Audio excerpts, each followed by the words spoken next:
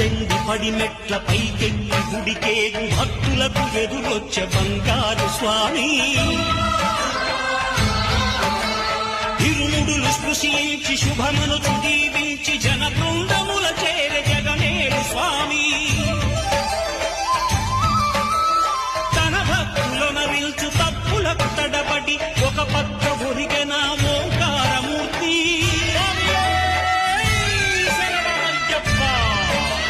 స్వాములందరూ తనకు సాయము కాగా ధీమంతుడై లేచే ఆ కన్య స్వామి